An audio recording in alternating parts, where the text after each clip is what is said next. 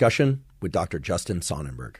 Justin, thanks so much for being here. Great to be here. Yeah. I am a true novice when it comes to the microbiome. So I'd like to start off with a really basic question, which is, what is the microbiome? I imagine lots of little bugs running around in my gut, and I don't quite like the image of that. But I'm aware that our microbiome can be good for us, but we can also have an unhealthy microbiome.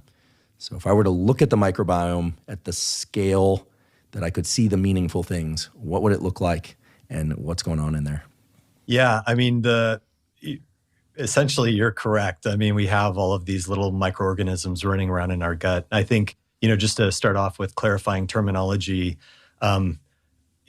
microbiome and microbiota quite often are used to refer to our microbial community interchangeably, and I'll probably switch between those two terms today. The other important thing to realize is that these microbes are not just in our gut, but they're all over our body. They're in our nose, they're in our mouths, they're on our skin.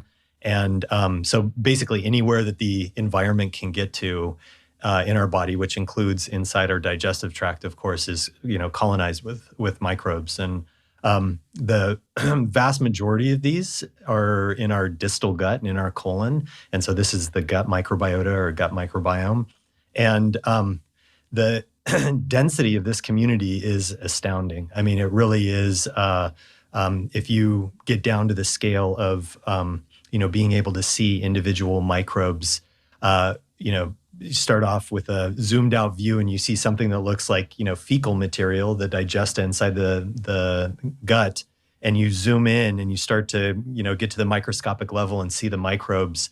They are just packed, side to side, end to end. It's a super dense bacterial community, almost like a biofilm, something that's just made up of microbes, to the point where it's thought that, around 30% of fecal matter is microbes, 30 to 50%. So, it's an incredibly dense microbial community. We're talking of, trillions of microbial cells.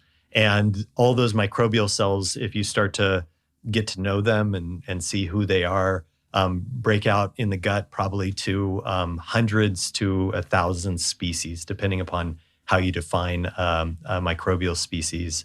And then most of these are bacteria, but there are a lot of other life forms there. There are archaea, which are little microbes that are bacteria-like, but they're different. There are eukaryotes. So, we commonly think of eukaryotes in the gut as something like a parasite, but there are eukaryotes, there are fungi, there are also little viruses. There are these bacteriophages that infect bacterial cells. And so, and those actually outnumber the bacteria like 10 to 1. So they're just everywhere there. They kill bacteria. And so there's these really interesting predator-prey interactions. But overall, it's just this really dense, complex, dynamic ecosystem.